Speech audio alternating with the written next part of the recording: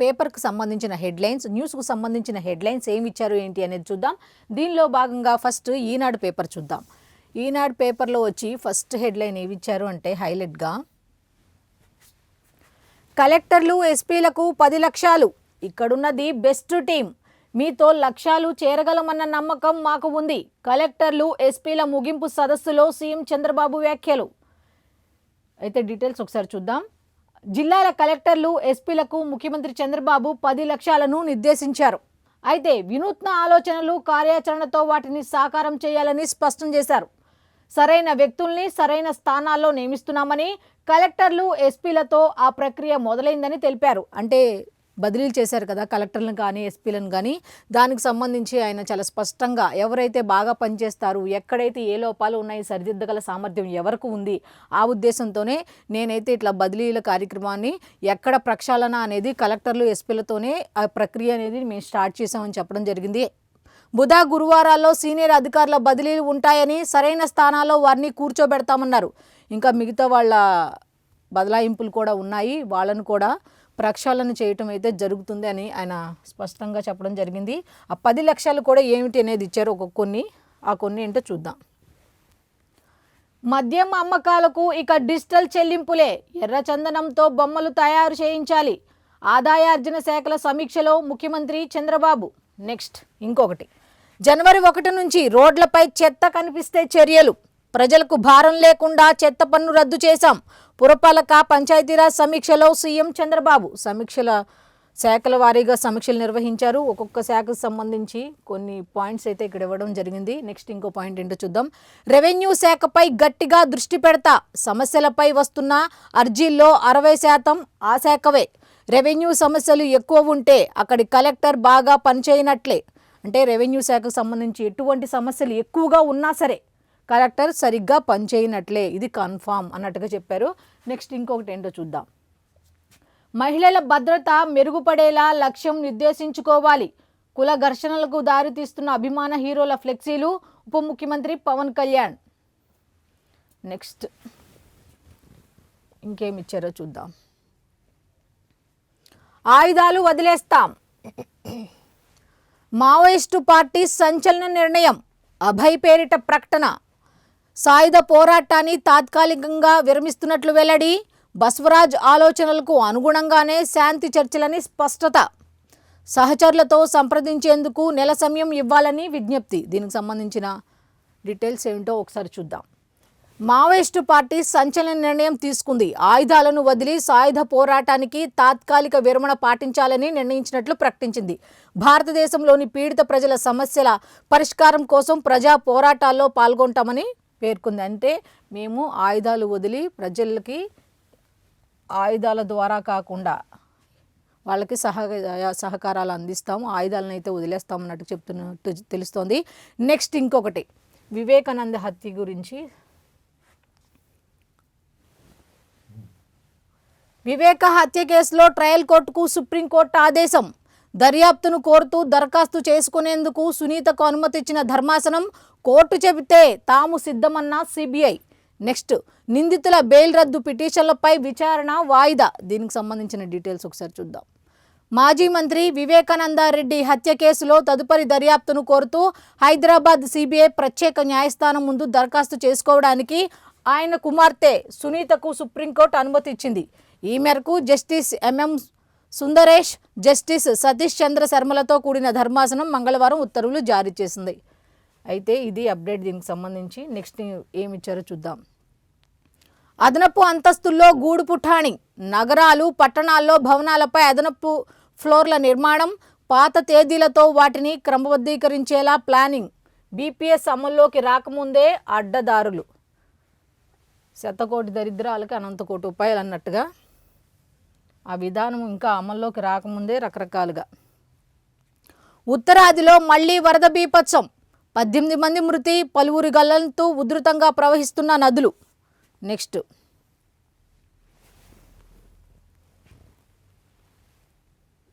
విజయనగరం ఉగ్ర కుట్ర కేసు, 8 రాష్ట్రాల్లో ఎన్ఐఏ సోదాలు, గజ్వా-ఏ హింద్ పేరిట భారతదేశంపై యుద్ధం ప్రకటించి దేశవ్యాప్తంగా బాంబు పేలుళ్లకు కుట్ర పన్నిన విజయనగరం వాసి సిరాజ్ ఉర్ రెహమాన్ కేసులో కీలక పరిణామం ఉందట. అదేంటో చూద్దాం.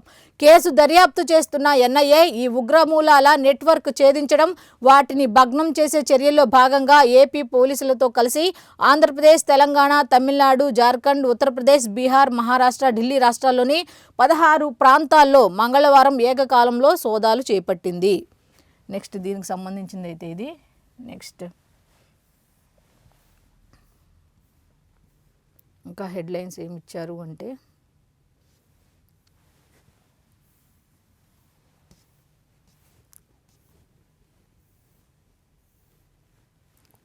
దళిత వాడల్లో 1000 ఆలయాలు నిర్మిస్తాం. శ్రీవారి సాలకట్ల బ్రహ్మోత్సవాలకు విస్తృత ఏర్పాట్లు. టీటీడీ పాలక మండలి చైర్మన్ బిఆర్ నాయుడు వెల్లడి. దీనికి సంబంధించి డీటెయిల్స్ ఒకసారి చూద్దాం. సీఎం చంద్రబాబు ఆదేశాల మేరకు రాష్ట్రంలోని దళితవాడల్లో మొదటి దశలో 1000 ఆలయాలు నిర్మించాలని నిర్ణయించినట్లు టీటీడీ పాలక మండలి చైర్మన్ బిఆర్ నాయుడు తెలిపారు. స్థానిక పరిస్థితులను బట్టి ఒక్కో ఆలయాన్ని 10 లక్షలు, 15 లక్షలు, 20 లక్షలతో నిర్మిస్తామని చెప్పారు. ప్రజాప్రతినిధుల సిఫారసుల మేరకు ప్రతి అసెంబ్లీ నియోజకవర్గ పరిధిలో 5 నుండి 6 ఆలయాలు నిర్మించాలని, ఇందుకు శ్రీవాణి ట్రస్ట్ నిధులు మంజూరు చేస్తామని పేర్కొన్నారు. రాష్ట్రంలోని దళిత వాడలకు సంబంధించి మొదటి దశలో 1000 ఆలయాలను నిర్మించాలని నిర్ణయం తీసుకున్నట్టు టీటీడీ చైర్మన్ బిఆర్ నాయుడు నిన్న ప్రకటించడం జరిగింది. ఒక రకంగా చెప్పాలంటే సనాతన ధర్మానికి ఇది ఒక మంచి నిర్ణయం అని చెప్పచ్చు. సనాతన ధర్మ పరిరక్షణకు కానీ, సనాతన ధర్మం యొక్క గొప్పతనాన్ని కానీ జనంలోకి తీసుకెళ్ళడానికి ఈ ఆలయాలు కూడా ఒక రకంగా ఉపయోగపడతాయని చెప్పొచ్చు. అయితే ఈ నెల 24 నుంచి అక్టోబర్ 2 వరకు జరగనున్న శ్రీవారి బ్రహ్మోత్సవాలకు విస్తృత ఏర్పాట్లు చేశామని ఆయన చెప్పడం జరిగింది. నెక్స్ట్ ఇంకా హెడ్లైన్స్ ఏమున్నాయో ఒకసారి చూద్దాం.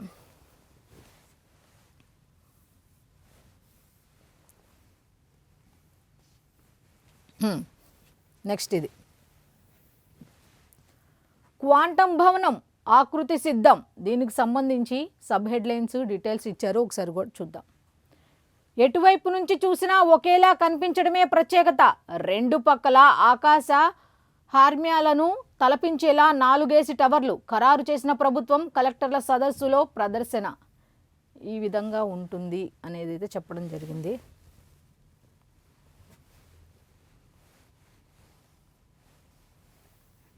ఈ విధంగా నమూనా అయితే ఈ విధంగా ఉంటుంది. క్వాంటం భవనం యొక్క నమూనా అయితే ఈ విధంగా ఉంటుందని నిన్న కలెక్టర్ల సదస్సులో ప్రజెంటేషన్ ఇస్తే ఇది ఇట్లా ఉందంట. దీనికి సంబంధించిన ఒకసారి డీటెయిల్స్ ఉన్నాయి, అది కూడా ఒకసారి చూద్దాం. అమరావతి క్వాంటం వ్యాలీ ఐకానిక్ భవనం నమూనా ఖరారైంది. వ్యాలీలోకి ప్రవేశించే ప్రధాన భవనాన్ని అమరావతి ఆకృతిని తలపించేలా, దీనికి ఇరువైపులా 4 భారీ టవర్లను ఏర్పాటు చేసేలా ఆకృతులను తీర్చిదిద్దారు. చూపించాను కదా ఇందాక, దానికి సంబంధించి ఇది షేప్ అయితే ఇట్లాగా ఆకృతి అయితే ఈ విధంగా ఉంది. నెక్స్ట్ ఇంకా హెడ్లైన్స్ ఏమి ఇచ్చారు చూద్దాం. నెక్స్ట్ కట్టలు కట్టలుగా అవినీతి. దీనికి సంబంధించి ఎక్కడ జరిగింది ఏంటి అనేది కూడా ఒకసారి చూద్దాం. ఆదాయానికి మించిన ఆస్తుల కేసులో తెలంగాణ డిస్కమ్ ఏడీఈ అరెస్ట్. బహిరంగ మార్కెట్లో ఆస్తుల విలువ 150 కోట్లని అంచనా. దీనికి సంబంధించి డీటెయిల్స్ కూడా ఒకసారి చూద్దాం. అవినీతి నిరోధక శాఖ చరిత్రలో సంచలనం. ఆదాయానికి మించిన ఆస్తుల కేసులో అనిసా బృందాలు సోదాలు చేసిన క్రమంలో పెద్ద ఎత్తున నగదు లభ్యమైన ఉదంతం మంగళవారం చోటు చేసుకుంది. తెలంగాణ దక్షిణ డిస్కమ్ అధికారి బినామీ ఇంట్లో ఏకంగా 2 కోట్లకు పైగా నోట్ల కట్టలు లభించడం కలకలం రేపింది. తెలంగాణలో అనిసా తనిఖీ సమయంలో ఇంత భారీగా నగదు లభించడం ఇదే తొలిసారి.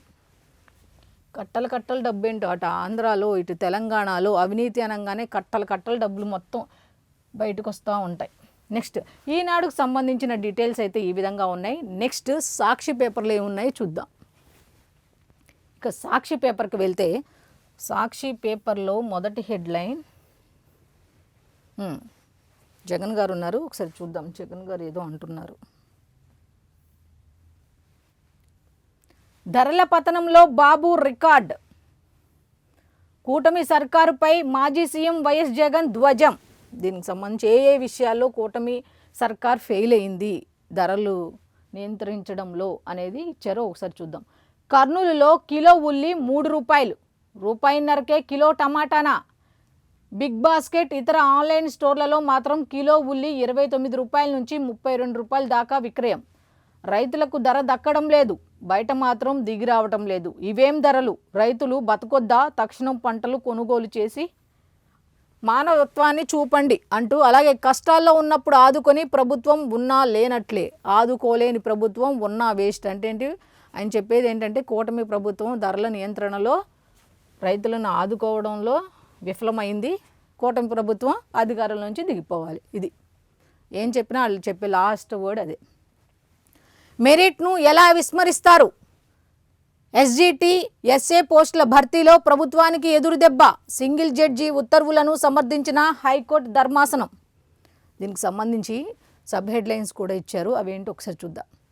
ప్రాధాన్యతల ఆధారంగా టీచర్ పోస్టుల భర్తీ సమంజసం కాదు, మంచి ఉత్తీర్ణత సాధించిన వారికి తక్కువ స్థాయి పోస్టు ఇవ్వడం ఏంటి?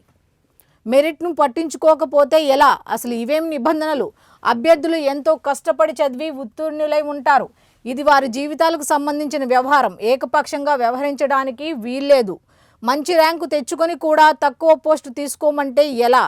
వారికి ఎంత బాధ ఉంటుందో అర్థం చేసుకోండి. మెరిట్కే ప్రాధాన్యత ఇవ్వాలన్న సింగిల్ జడ్జి ఉత్తర్వులు సబబే, అందులో మేం ఏ రకంగానూ జోక్యం చేసుకోలేం. ఈ వ్యవహారాన్ని 4 వారాల్లో తేల్చాలని సింగిల్ జడ్జిని కోరిన జస్టిస్ భట్టు దేవానంద్ ధర్మాసనం. కొన్ని రకాల పాయింట్స్ అయితే వీళ్ళు లేవనెత్తడం జరిగింది. నెక్స్ట్ ఇంకొకటి, ఛార్జ్ షీట్లు వేసిన తర్వాత మళ్ళీ దర్యాప్తు ఏంటి?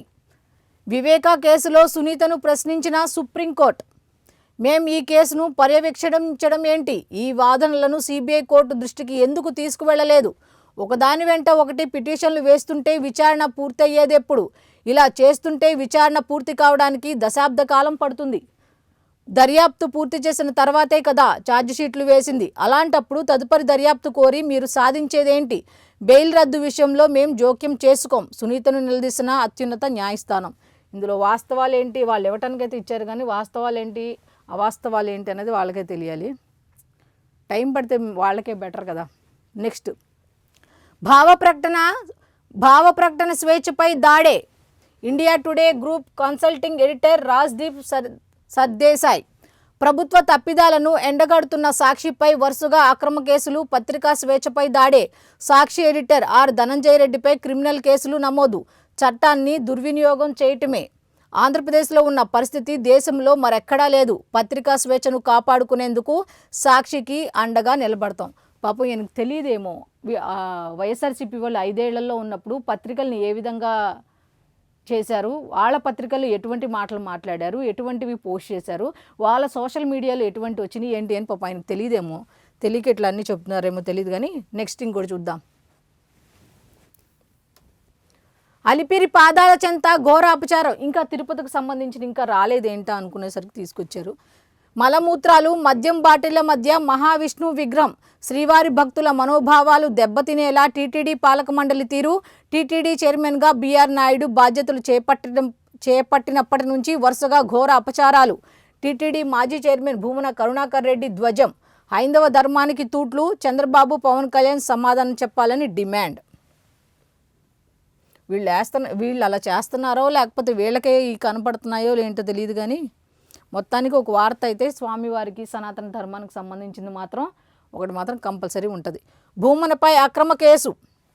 భక్తుల మనోభావాలు దెబ్బతీసేలా వీడియోలు పోస్టు చేశారంటూ ఆరోపణ. పోలీసులకు ఫిర్యాదు చేసిన డిప్యూటీ ఈఈ గోవిందరాజులు. హైందవ ధర్మ పరిరక్షణే లక్ష్యంగా ఉద్యమిస్తా, నాపై ఎన్ని కేసులైనా పెట్టుకోండి, జైలుకు పంపినా భయపడను. టీటీడీ మాజీ చైర్మన్ భూమన కరుణాకర్ రెడ్డి. స్వామి మీద భక్తి, ఏ స్వామి మీద భక్తి అనేది తెలియదు, కానీ మొత్తానికి స్వామి మీద భక్తి. దేవుడి భూమిలో ఎగ్జిబిషన్, గోల్ఫ్ కోర్సు ఏమిటి? దీనికి సంబంధించి సబ్ హెడ్లైన్స్ ఇచ్చారు, అవి కూడా ఏంటో ఒకసారి చూద్దాం. గొడుగుపేట శ్రీ వెంకటేశ్వర స్వామి దేవస్థానం భూములపై హైకోర్టు నిలదీత. వాణిజ్య కార్యకలాపాల కోసం అనుమతించేదే లేదు, అలాంటి ప్రతిపాదనల విషయంలో ముందుకు వెళ్ళొద్దు. 35 ఎకరాల భూమిలో వేసిన గ్రావెల్ను తొలగించండి. దీనికి సంబంధించి కొన్ని పాయింట్స్ కూడా ఇచ్చారు, ఆ పాయింట్స్ కూడా ఏంటో ఒకసారి చూద్దాం. వ్యవసాయ భూమిని యథాపూర్వ స్థితికి తీసుకురండి. దేవుడి భూమిని ధార్మిక కార్యక్రమాలకే వాడాలి, ఇతర అవసరాలకు కేటాయించే అధికారం కలెక్టర్కు లేదు. దేవుడు ఆస్తికి న్యాయస్థానాలు శాశ్వత సంరక్షకులు. గోల్ఫ్ కోర్సు ఏర్పాటుపై ఎలాంటి చర్యలు చేపట్టొద్దు, రాష్ట్ర ప్రభుత్వానికి హైకోర్టు ఆదేశాలు, పూర్తి వివరాలతో కౌంటర్ దాఖలకు ఆదేశం. నెక్స్ట్ దేవుడికి సంబంధించింది ఇంకోటి కూడా ఏదో ఇచ్చారు చూద్దాం. దేవుడి మాన్యంలో బరితెగింపు, కోర్టు ఉత్తర్వులు లెక్క చేయకుండా గొల్లపూడి భూముల్లో పనులు, ఎగ్జిబిషన్ నిర్వహించేందుకు మట్టి చదును, రాత్రిపూట లారీల కోలాహలం, 3 చోట్ల భారీ సిమెంట్ పైపులతో రహదారి నిర్మాణం. నెక్స్ట్ సాక్షికి సంబంధించి యాడ్స్ ఎక్కువ ఉన్నాయి కానీ హెడ్లైన్స్ పెద్ద ఏం లేవు. ఏమున్నాయి వీళ్ళు ప్రభుత్వాన్ని నిలదీయటానికైనా వాళ్ళ గురించి చెప్పుకోవడానికైనా. నెక్స్ట్ బంగారం గురించి ఉంది చూద్దాం. సరికొత్త శిఖరాలకు పసిడి, 99.9% స్వచ్ఛత గల బంగారం 10 గ్రాములకు ఢిల్లీలో 1,15,100 రూపాయలు. ఒక్కరోజులో 1800 పెరుగుదల. డాలర్ బలహీనత, అమెరికా ఫెడ్ వడ్డీ రేట్ల కోత అంచనాలతో పసిడిలో పెట్టుబడులకు ఇన్వెస్టర్లు ఆసక్తి చూపుతున్న ఫలితం. నెక్స్ట్ భారత్ ఒప్పుకోలేదు, భారత్ పాక్ యుద్ధం తన వల్లే ఆగిందంటూ ట్రంప్ చేసిన మాటల్లోని డొల్లతనాన్ని పాక్ విదేశాంగ మంత్రి ఇషాక్ బయటపెట్టారు. గాజాపై భీకర దాడులు, గాజా నగరంపై ఇజ్రాయెల్ సైన్యం తాజాగా చేపట్టిన దాడుల్లో 68 మంది పాలస్తీనీయులు మృతి చెందారు. చర్చలు సానుకూలం, ద్వైపాక్షిక వాణిజ్య ఒప్పందాన్ని త్వరగా అమల్లోకి తెచ్చేలా చూడాలని భారత్, అమెరికా నిర్ణయించాయి. నెక్స్ట్ మళ్లీ క్లౌడ్ బరెస్ట్, హిమాచల్, ఉత్తరాఖండ్లలో మళ్లీ క్లౌడ్ బరెస్ట్ సంభవించింది. వరదలు, కొండచర్యలు విరిగిపడ్డ ఘటనల్లో 18 మంది మరణించారు. సాక్షి పేపర్కి సంబంధించిన హెడ్లైన్స్ అయితే ఇవి ఉన్నాయి. నెక్స్ట్ ఆంధ్రజ్యోతికి వెళ్దాం. ఆంధ్రజ్యోతిలో ఏమి ఇచ్చారు అనేది కూడా ఒకసారి చూద్దాం. ఆంధ్రజ్యోతికి వచ్చి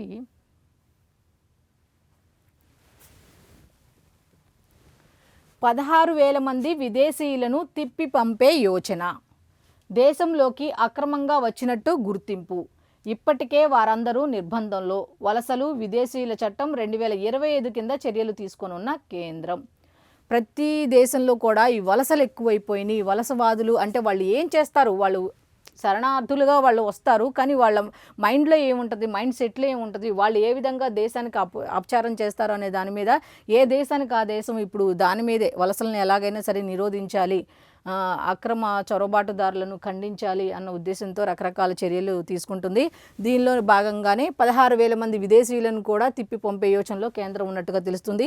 ఆల్రెడీ వాళ్ళు దేశంలోకి అక్రమంగా వచ్చినట్లు గుర్తింపు, ఇప్పటికే వారందరూ నిర్బంధంలో ఉన్నారు. సో వాళ్ళందరినీ కూడా పంపించే యోచనలో ఉన్నట్టుగా కేంద్ర ప్రభుత్వం స్పష్టం చేసింది. మిగతా డీటెయిల్స్ చూద్దాం.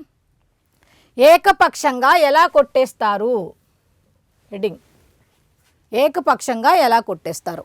13 ఎఫ్ఐఆర్లను రద్దు చేస్తూ హైకోర్టు ఇచ్చిన తీర్పుపై సుప్రీంకోర్టు ఆగ్రహం వ్యక్తం చేసింది. అసలు ఆగ్రహం ఎందుకు వ్యక్తం చేసింది అనే డీటెయిల్స్ మీద ఒక్కసారి ఇక్కడ ఉన్న పాయింట్స్ మనం చూస్తే, చట్టాలను ఇంత దారుణంగా అన్వయించుకుంటారా, అంటే మీకు అనుకూలంగా మార్చుకుంటారా, ఏ సెక్షన్ల కింద కేసులు పెట్టారో కూడా చూడరా, దర్యాప్తులో ఏం జరుగుతోందో పట్టించుకోరా, వాటిపై తదుపరి విచారణ కొనసాగించవచ్చు, ఛార్జిషీట్ల దాఖలకు ఏసీబీకి అనుమతి, హైకోర్టు ఉత్తర్వులు మరే కేసులకు వర్తించవు, బెంచ్ స్పష్టీకరణ, విచారణ 6 వారాలకు వాయిదా. దీనికి సంబంధించి ఒకసారి మ్యాటర్ ఏదో ఇచ్చారో అది కూడా చూద్దాం.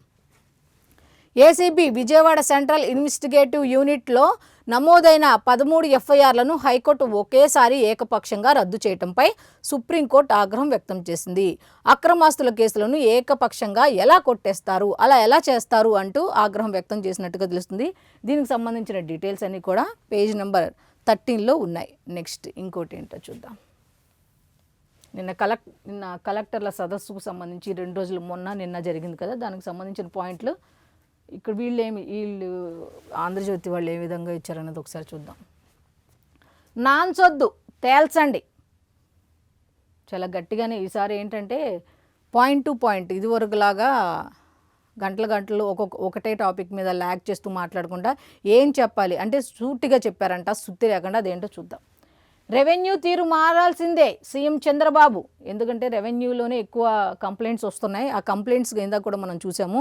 ఆ కంప్లైంట్స్ ఆ శాఖలో వస్తున్నాయంటే అర్థం ఏంటంటే అక్కడ ఉన్న కలెక్టర్ సరిగ్గా పనిచేయట్లేదు, దానికి సంబంధించిన కలెక్టర్ సరిగ్గా పనిచేయట్లేదు అని ఆయన చెప్తున్నారు. అలాగే భావిస్తాం అని చెప్పడం జరిగింది. నెక్స్ట్ ఇందులో ఏమి ఇచ్చారు అనేది ఒకసారి పాయింట్స్ చూద్దాం. సెక్రటరీలు ఇంకా రిపోర్టులు అడుగుతున్నారు, ప్రజలను కలెక్టర్లు ఆఫీసులకు పిలుస్తున్నారు, కాలయాపన పనులు వెంటనే కట్టిపెట్టండి, ఎక్కువ ల్యాగ్ చేయొద్దు, ఏ పనైనా సరే సూటిగా చేయండి సుత్తి లేకుండా అని చెప్పి నేను అలాగే ఉంటా, మీరు అలాగే ఉండాలని చెప్తున్నారు. నెక్స్ట్, వాట్సాప్ గవర్నెన్స్తో సమస్యలన్నీ తీరాలి, ప్రజా సేవలకు రేటింగ్ విధానం తీసుకువస్తాం, కేంద్రం తరహాలో పరీక్ష పెట్టి పదోన్నతులు, సీనియర్ అధికారులు తీరు మార్చుకోవాలి, కలెక్టర్ల సదస్సులో సీఎం చంద్రబాబు సీరియస్. అందరికీ కూడా చాలా గట్టిగానే ఇచ్చినట్టుగా తెలుస్తోంది 2 రోజులు కూడా. నెక్స్ట్, ఇంకా దీనికి సంబంధించిన ఇంకా ఉన్నాయి పాయింట్స్ ఏంటో చూద్దాం. సంతృప్తి పెరగాలి, పెన్షన్లు దీపం 2 పంపిణీకి డబ్బుల డిమాండ్, ప్రసాదాల్లో నాణ్యతపై 76% సంతృప్తి, ఇసుక అందుబాటుపై 65.6% సంతృప్తి.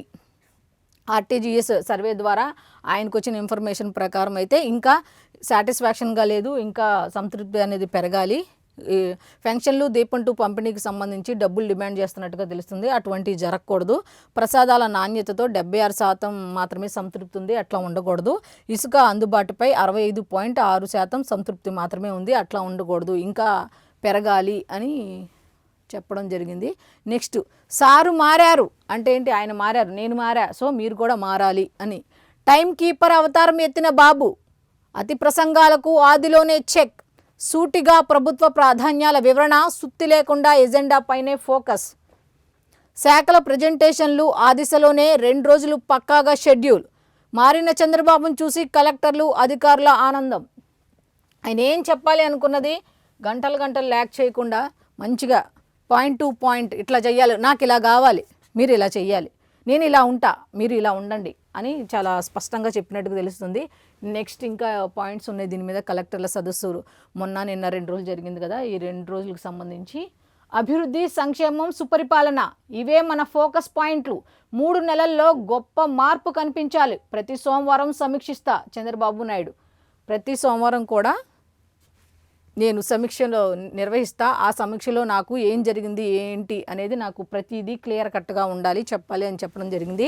నెక్స్ట్, జిఎస్టీ లబ్ధి ప్రజలకు అందాలి, తగ్గింపుతో రాష్ట్ర ప్రజలకు 8,000 కోట్ల ప్రయోజనం, రవాణా ఖర్చులతో ఇసుక తీసుకువెళ్తే అడ్డుకోవద్దు, అభ్యంతరాల్లేని భూములు రెగ్యులరైజ్ చేయాలి, 2వ రోజు కలెక్టర్ల సదస్సులో సీఎం నిర్దేశం. నెక్స్ట్, నేరాలు 33% తగ్గాలి, రాష్ట్రంలో సైబర్ నేరాలు 16% పెరిగాయి, సైబర్ నేరగాళ్ల కంటే పోలీసులు అడ్వాన్స్డ్గా ఉండాలి, ఎస్పీలతో సీఎం చంద్రబాబు. కలెక్టర్లకు చెప్పాల్సింది కలెక్టర్లకి, ఎస్పీలకు చెప్పాల్సింది ఎస్పీలకి, అన్ని దిశానిర్దేశం చేశారు ఈ 2 రోజుల్లో కూడా. నెక్స్ట్, నరేంద్ర మోదీ గారి బర్త్డే ఈరోజు, ప్రధానమంత్రి నరేంద్ర మోదీ గారి బర్త్డే. దానికి సంబంధించి ఏమి ఇచ్చారు అనేది ఒక్కసారి చూద్దాం.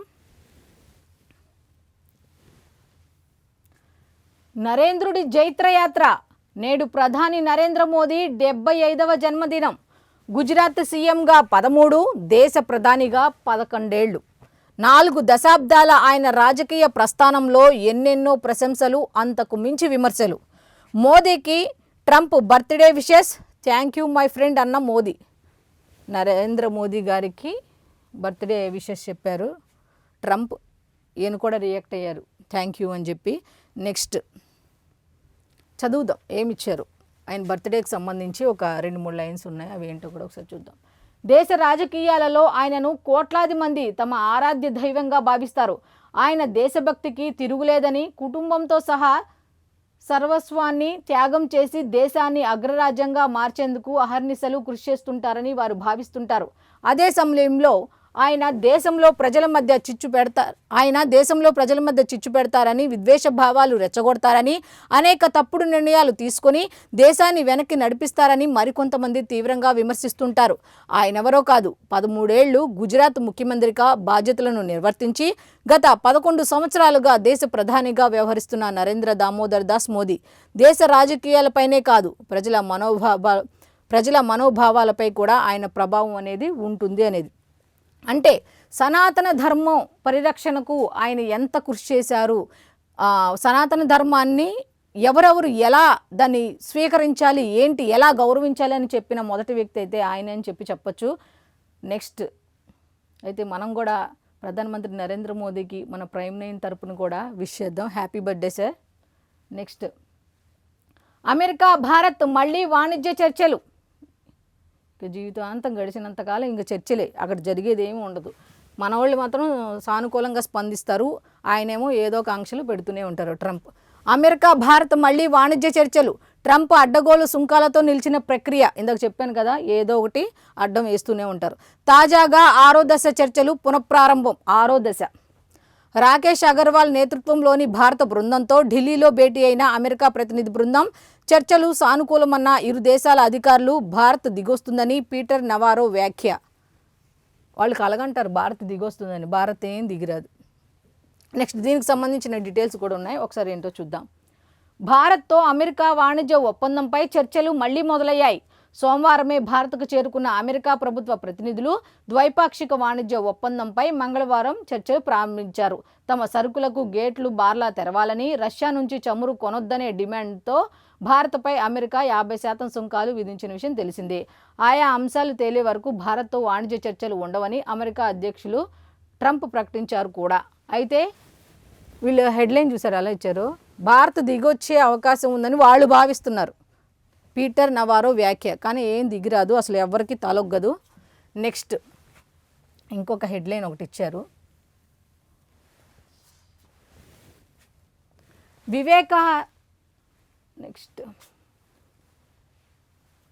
వివేక హత్య కేసులో తదుపరి దర్యాప్తునకు సిద్ధం. ఇది హెడ్లైన్, తదుపరి దర్యాప్తునకు సిద్ధం. కోర్టు ఆదేశిస్తే ముందుకెళ్తాం, సుప్రీంకు సిబిఐ స్పష్టీకరణ. కోర్టు కనుక ఆదేశిస్తే మేమైతే ముందుకెళ్తాం ఈ విషయం మీద అని వాళ్ళు సిబిఐ వాళ్ళు స్పష్టంగా చెప్పడం జరిగింది. దీనికి సంబంధించిన పాయింట్స్ ఇచ్చారు, అవేంటో ఒకసారి చూద్దాం. సిబిఐ కోర్టులో పిటిషన్ దాఖలు చేయాలని సునీతారెడ్డికి నిర్దేశం. దానిపై 8 వారాల్లో నిర్ణయించాలి. అప్పటిదాకా బెయిల్ రద్దు పిటిషన్లు పెండింగ్లోనే ఉంటాయని సుప్రీంకోర్టు అయితే స్పష్టం చేసింది. అసలు దోషులు ఎవరో తేలేందుకు ఇంకా దర్యాప్తు జరగాలి. లూద్రా. మాజీ మంత్రి జగన్ బాబాయ్ వైఎస్ వివేకానందరెడ్డి హత్య కేసులో తదుపరి దర్యాప్తు కొనసాగించేందుకు తాము సిద్ధంగా ఉన్నామని సిబిఐ అయితే స్పష్టం చేసింది. ఈ విషయంలో కోర్టు ఆదేశాల మేరకు నడుచుకుంటామని తెలిపింది. కోర్టు గనక ఆదేశాలు ఇస్తే మేమైతే సిద్ధంగా ఉన్నాం అని చెప్తుంది. ఈ కేసులో తమ దర్యాప్తు ముగిసిందని సిబిఐ పేర్కొనగా, హత్యతో ముడిపడిన ఆర్థిక ఇతర కీలక అంశాలపై మరింత దర్యాప్తు అవసరమని వివేక కుమార్తె సునీత సుప్రీంకోర్టును ఆశ్రయించారు. అలాగే ఈ కేసులో నిందితులు వైఎస్ అవినాష్ రెడ్డి, దేవిరెడ్డి శివశంకర్ రెడ్డి, వైఎస్ భాస్కర్ రెడ్డి, ఉదయ్ కుమార్ రెడ్డి సహా పలువురికి ఇచ్చిన బెయిల్ను రద్దు చేయాలని కోరుతూ సునీతారెడ్డి సిబిఐ దాఖలు చేసిన అన్ని పిటిషన్లపైన మంగళవారం justice MM Sundaresh, justice Satish Chandra శర్మతో కూడిన ధర్మాసనం విచారణ చేపట్టింది. దీనికి సంబంధించిన పూర్తి డీటెయిల్స్ కూడా పేజ్ నెంబర్ 14లో ఉన్నాయి. నెక్స్ట్ ఇంకా దరఖాస్తులో ఏమున్నా మెరిట్కే ప్రాధాన్యం. అప్లికేషన్ దశలో ప్రాధాన్యత కోరడం సరికాదు. ఎస్జిటి కోరుకున్నారని ప్రతిభ ఉన్న అభ్యర్థిని ఎస్ఏ పోస్టుకు అర్హులు కాదని చెప్పడానికి వీల్లేదు. 2 పోస్టులకు ఎంపికైన వారికి కోరుకున్నది ఇవ్వచ్చు. 2 పోస్టులు కనుక వాళ్ళు ఎంపికైతే వాళ్ళ ఇష్టం, వాళ్ళకి ఏది కావాలంటే అది ఇవ్వచ్చు అని చెప్తుంది. వేరువేరుగా ఫీజులు కట్టారు, పరీక్షలు కూడా రాశారు. డిఎస్సి పోస్టుల భర్తీపై హైకోర్టు ధర్మాసనం వ్యాఖ్యలు. ప్రాధాన్యత తేల్చే బాధ్యత సింగిల్ జడ్జిదేనని వెల్లడి. 4 వారాల్లో తుది నిర్ణయం వెల్లడించాలని సూచన. నెక్స్ట్ ఆలయాలకు భక్తులు డబ్బులిచ్చేది కళ్యాణ మండపాల నిర్మాణానికి కాదు. ఆలయ నిధులను ప్రభుత్వ నిధులుగా పరిగణించకూడదు. సుప్రీంకోర్టు అయితే స్పష్టం చేసింది. ఆలయ నిధులు ఎప్పుడు కూడా ప్రభుత్వ నిధులు కాదు అంటూ సుప్రీంకోర్టు స్పష్టం చేసింది. నెక్స్ట్ కర్ణాటకలో బ్యాంకు దోపిడీ, 58 కోట్ల సొత్తు చోరీ. మారణాయుధాలతో సిబ్బందికి బెదిరింపు, 8 కోట్ల నగదు, 50 కోట్ల బంగారంతో పరారీ. విజయపూర జిల్లా చెడచణ ఎస్బీఐలో ఘటన. దోపిడీ జరిగిన బ్యాంకు వద్ద గుమ్మిగూడిన జనం. విజువల్స్ కూడా ఇచ్చారు. నెక్స్ట్ మహాకూటమిలో సిగపాట్లు. బీహార్లో కీలక సీట్ల కోసం కాంగ్రెస్ పట్టు. 2020లో ఓడిన 51 స్థానాల్లో 37 చోట్ల పోటీకి విముఖత. దళితులు, మైనారిటీలు, బీసీలు ఎక్కువగా ఉన్న సీట్లపై కన్ను. 40 సీట్లు అడుగుతున్న లిబరేషన్. 60 స్థానాలు. ఉప ముఖ్యమంత్రిని పదవిని కోరుతున్న విఐపి సహాని, ఆర్జేడీ ససేమీరా. ఇక ఎన్నికలు అనేసరికి ముందు ప్రాధాన్యత క్రమాలు మాకేది ఇస్తారు, మేము గెలిస్తే మాకెన్ని సీట్లు వస్తాయి, ఎంతసేపు ఇదే. అయితే ఆంధ్రజ్యోతికి సంబంధించిన డీటెయిల్స్ అయితే ఈ విధంగా ఉన్నాయి. ఇంకా నెక్స్ట్ తెలంగాణ వెలుగుకి వెళ్దాం. ఇక వెలుగుకి సంబంధించి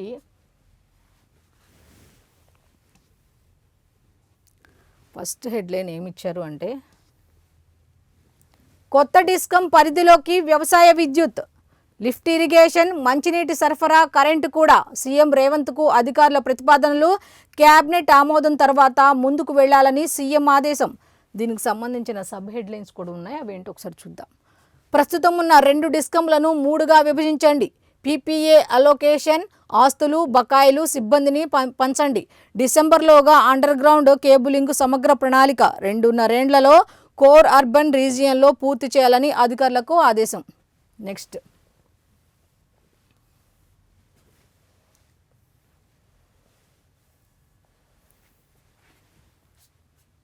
మణికొండలో అవినీతి అనకొండ. ఏసీపీ దాడుల్లో ఎలక్ట్రిసిటీ ఏడీఈ అంబేద్కర్ అక్రమాస్తుల గుట్టురట్టు, కట్టలుగా డబ్బులు. నెక్స్ట్, అప్పులు చేసి చదివించినాం, అన్యాయం చేయొద్దు. కష్టపడి జాబ్స్ సంపాదిస్తే 3 కోట్లకు కొన్నారని ఆరోపణలు చేయడమేంది? దాంట్లో ఎన్ని సున్నాలుంటాయో కూడా మాకు తెలియదు. మా పిల్లల భవిష్యత్తుతో రాజకీయాలు చేయొద్దు, నోటికాడకూడు లాక్కోవద్దని విజ్ఞప్తి. నెక్స్ట్,